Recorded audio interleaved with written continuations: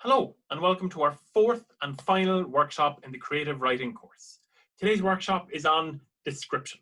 I think this is what I get asked about most when I do workshops in person, the old way, in the before time. And this is going to be our most practical writing-based workshop. So there'll be more exercises than usual, but as I keep saying, if you want to be a better writer, you have to write. The more writing you do, the more your writing will improve. So if you follow along with me and complete all the exercises, I can pretty much guarantee you that it will improve your writing. So, description, what we will be covering today. We will be looking at four areas. First of all, the practical. Second of all, more than just a practical. Third, point of view. Fourth, and finally, metaphor and simile in description. So, as ever, let's start at the start with the practical. So, what do I mean by the practical? This is the bare bones what description literally is. It's describing something to your reader, giving them a sense of place, putting them in your world, in your story, help them to see, to realize your world. Literally just describing something. That is description at its core, obviously. So, in a practical manner, here's an example of a description. Bob walked down the empty street. It was a windy day in autumn, and he wore his warmest jacket against the cold. So, this tells us who is in our scene, where they are. It gives us an idea of the time of year, the weather, and kind of the temperature. And a little bit of the physical description of Bob. He's wearing a warm jacket. We could add to that, of course, by describing Bob. We could, of course, go on and describe a lot more. But for now, this is just setting the scene.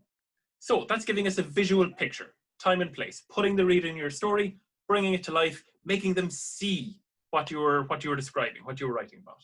And the thing about this is you want to do it well. You want to really bring your story to life, to have the reader, to have it burst forth in the reader's imagination, if you can at all. So some advice in various forms. First of all, avoid long list of descriptions. Avoid overly long descriptive paragraphs.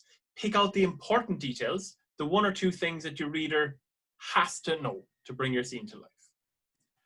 So, you need to think about what is important, what your reader needs to know for your story to work. Is the setting important? Is the weather important? Is an intimate description of the character important? Or do they just need to know the basics? Let's go to another example here. His desk was medium-sized, grey. Its surface was hidden by loose sheets of paper and notebooks of all shapes and sizes. Pens were everywhere. There were dozens of books in poor condition, and 4 coffee cups, along with coffee spills and coffee stains. The cups were half full of black coffee and long cold. There was a laptop amongst the mess, a grey Mac, an older model. It's a good, solid description. It tells us everything we need to know about the desk. However, is this just as good? His desk was a mess. Papers and books, coffee cups, coffee rings, coffee spills. There was a laptop there, but it was hard to see under the layers of clutter. It's shorter, it doesn't have as much language or physical description in it, but it paints more or less the same picture for your reader. They can fill in the blanks. If they're seeing a desk with a laptop and a mess of papers and books, do you necessarily need to describe that there is pens and how many books there were and how many notebooks of shapes and sizes? Not necessarily. So, for our first exercise, I want you to look out the window. If you're sitting in a room with a window, if you're sitting in front of a window, look out the window and describe what you see in a paragraph or two. If you're not in a room with a window, if you're not sitting in front of a window, go find a window, write your paragraph or two, and come back. If you're outside, all the better, face one particular direction, and just write me a paragraph or two about what you see. That's all. Okay. We'll circle back to that first exercise in a couple of minutes, but for now, let's move on to the second part, show, don't, tell. If we're describing something, why are you describing it? In the instance of the laptop and the desk, we're describing it because a character, Ellen, for example, is looking for that laptop. So we need to describe the desk and kind of what's going on. So we describe it, and then Ellen is going to look for the laptop. But it's more interesting to show the reader something rather than tell them all about it. So instead of describing the desk and then having Ellen look for the laptop, I'm going to mash the two of them together and do both at the same time. So then it's shorter, it has more impact, it's punchier, and it gets to the point. Better for the reader. So instead of this, we're going to have this. Ellen flicked the light switch on and went straight to the desk to look for the laptop. Though the desk wasn't that big, finding the laptop proved to be more of a challenge than she thought. She had to dig around amongst piles of coffee-stained paper, move long cold coffee cups out of her way.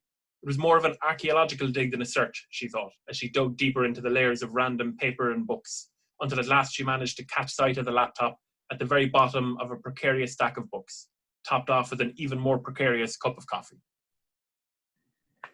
Of course, there's a lot of different ways we could do this. We could do it in a humorous way. So again, you're providing the reader with some entertainment along with what's happening in the story. Ellen flicked the light switch on and immediately wished she hadn't. The desk was a kind of mess her own mother would have disowned her for. It wasn't just untidy. It was bull in a china shop, toddler in a toy store, cat in a string shop, messy. She couldn't even see the laptop for the clutter. Wouldn't have been surprised if it had been so horrified by the mess that it had turned sentient and escaped. Perhaps made friend with some rats. The desk was definitely the kind of place rats would hang out. So adding that second paragraph gets a bit crazy, gets a bit silly, but you can see how just the first paragraph would have done there to describe the situation. Second, if you have that kind of tone of a story, if you want to tell a silly, funny story. So with description, don't just ask yourself, how do I describe something? Ask yourself, why am I describing something? What is important? You can't describe everything in great detail. So ask yourself some questions before you start describing. In the example of the paragraph, in all the examples of the paragraph where we describe the messy desk, you might think to yourself, it's fine, it's not that big a deal. We describe a messy desk, so it takes a paragraph. But then do you describe the house that the desk is in, the room that the desk is in, the area the house is in, what Ellen is wearing, what Ellen is, by the time you get to all of these things, it really adds up. So think about why you're describing something, why it's important to the reader. So let's move on. More than just the practical. So what do I mean by more than just a practical? I mean, you can do more with your descriptions than simply describe what is physically there. You can set the mood, reinforce your themes, your atmosphere, tell us more about your characters, foreshadow things in your story. For example, instead of, Bob walked down the empty street. It was a windy day in autumn, and he wore his warmest jacket against the cold. We could write the same sentence, describing the same scene, like this. A chill wind followed Bob, breaking the eerie silence of the lonely street, whipping dead leaves around his feet, forcing him further into the meager protection of his well-worn jacket. Now we're using extra space here, so more words, but look at what we've done. We're doing more than just setting a physical scene. It's chill, it's an eerie silence, whipping dead leaves around his feet, forcing him further into his jacket. It tells us a lot more than physically what is happening. We can already tell probably that this is not going to be a happy story. The reader might feel cold and lonely reading this. And that gives the reader a sense of the tone, maybe even the theme of the story. If this story was about loneliness, this would be an excellent way to start, wouldn't it? So in that example, we haven't spelled out the fact that it's going to be a cold, lonely story. We haven't said that to the reader, but it's all there. We're doing two things at once. Describing a scene, describing what is happening, and giving the reader a sense, a feeling for our story as well. Some theme, some tone, some atmosphere. Another simple example is this. The tree had lost its leaves, but still stood strong against the wind. The skeletal tree bowed to the wind, bare limbs offering little resistance and no life. Two descriptions of the same thing, but that second description, the language that we use, paints more of a picture, maybe even kind of brings a sympathetic type of life or death to the tree, and brings to mind images of bareness, of loneliness, of death. Or, in another direction entirely, from the amazing writer Douglas Adams, describing a spaceship, the ships hung in the air in much the same way that bricks don't. It's not particularly descriptive. It doesn't tell us a lot about the ships, but it's certainly makes us laugh. Another example, instead of going silly, we could just go happy, go joyous. The balloons were a riot of color, and the table was stacked high with presents of all kinds of mysterious shapes and sizes. But it was a cake that made her eyes widen. The icing almost sparkled with the promise of sugar. That really, hopefully, gives us a feeling of hope, of excitement. So rather than just bare bones describing the scene, we're also getting some feeling and some emotion in there as well. So now for an exercise, we're going to go back to our initial exercise. I want you again to look out that same window, look at that same scene, and describe what you see there. But this time, I want you to describe it in a way that evokes an emotion. Happy, sad, lonely, cold, whatever you want. I want you to instill some intent, some emotion into the scene you are describing. Okay, now we're going to go on to the third section, point of view. What we mean by this is, from whose point of view are we seeing the character, the situation that we are describing? Is it you as a writer that's describing this? Or is it one of your characters looking at this scene? If we're following one main character through the story, then we are generally speaking looking at the story through their eyes, seeing things through their eyes. So when we describe something, we're describing it as our character would. This section is going to be almost entirely exercises to illustrate this point. First exercise, I want you to describe yourself. So how would you describe yourself? Don't be exhaustive, just 2 or 3 paragraphs describing yourself in any way you want. How you look, how you feel, the kind of person you are, the kind of things that you do. Don't think about it too much, just describe yourself in 2 or 3 paragraphs. Okay, now another exercise straight away. I want you to write 2 or 3 paragraphs on how your best friend would describe you.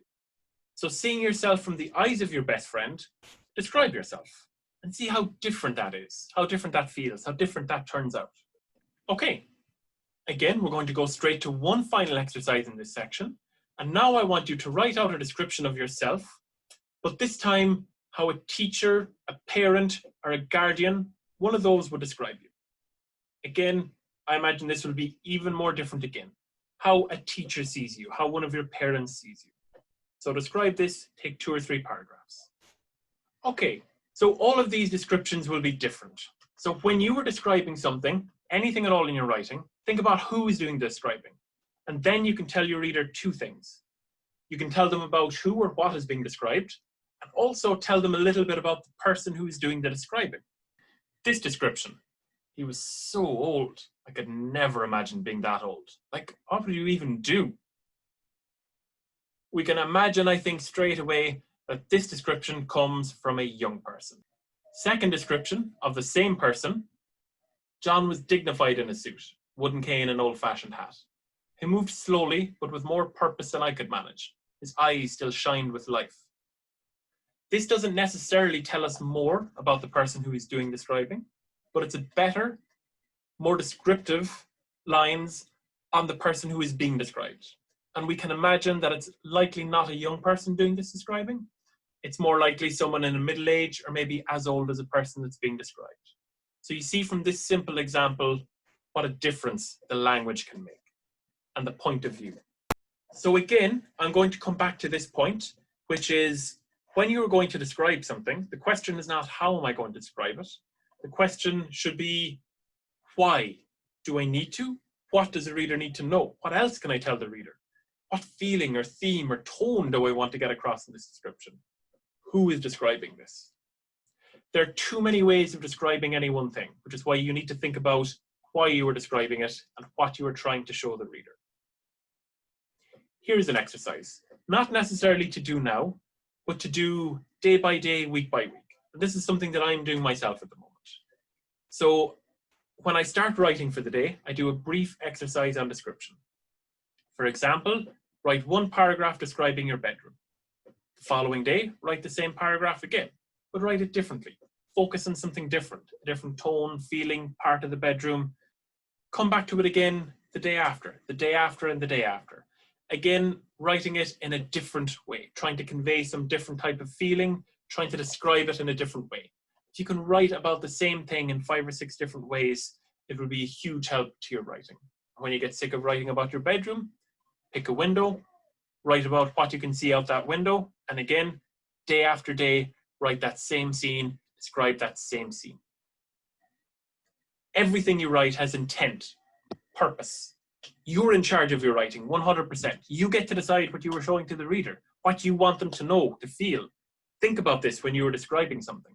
Every choice that you make will inform how the reader sees what you are describing. If you describe something as ugly, that's how the reader can see it. If you describe the same thing as beautiful, as unique, that is how the reader will look at it and feel about it. A particularly good example of this is our final part of the workshop, similes and metaphors. Metaphors and similes are very school sort of creative writing, but I'm going to cover them briefly because I do get asked about them a lot. A metaphor is a figure of speech that describes an object or action in a way that isn't literally true. Her hair was a golden sunset. Her hair obviously wasn't a golden sunset. That's not literally true.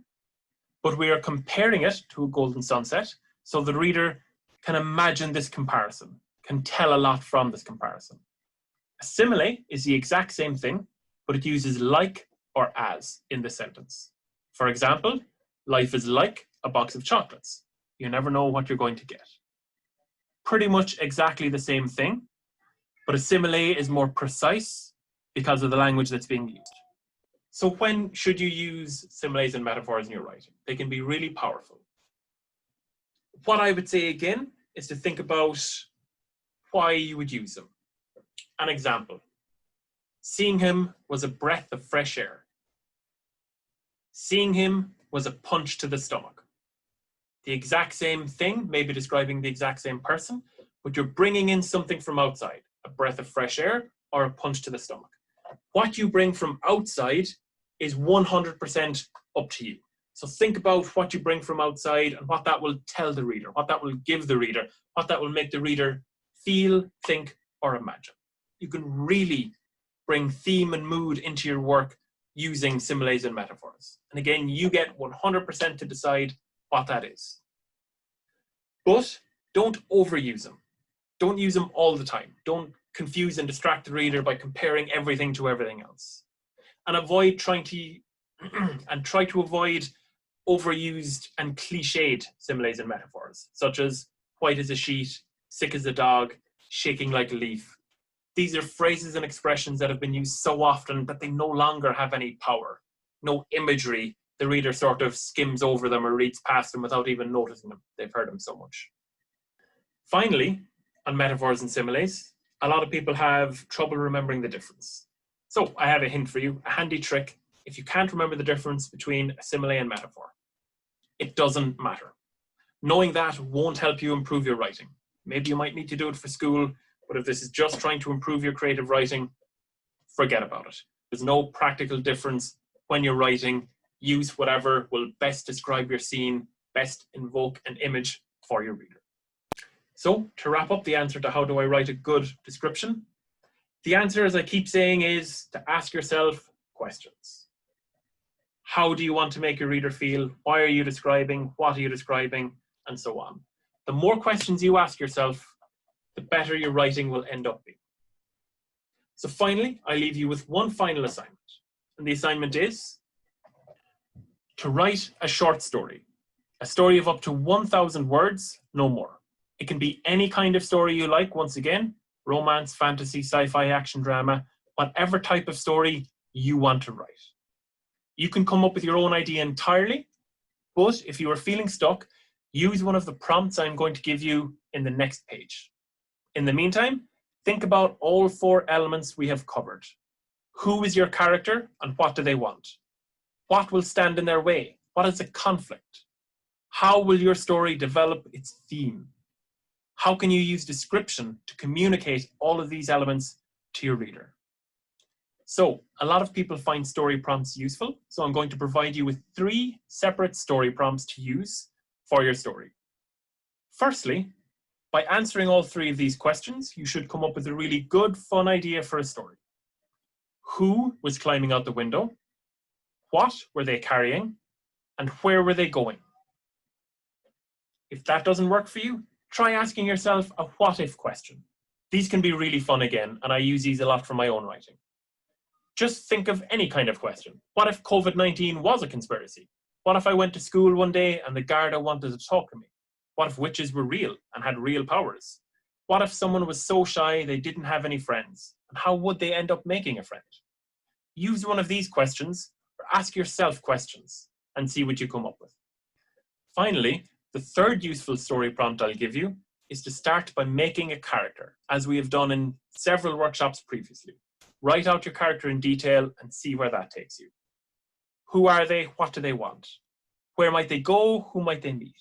Maybe just start writing about them without knowing where it's going to take you and see where it goes. Sometimes great stories can come from this. I hope all of these workshops were useful to you, and I hope they help you improve your writing. I will leave you with two things, which is, firstly, your writing will only improve if you write. So no matter what it is you're writing, spend some time writing. Every day, every week, whatever time you have to put into your writing, whatever it is you write, the more you write, the better writer you will become. Secondly, enjoy your writing. You should always have fun and write what you enjoy. Thanks for watching.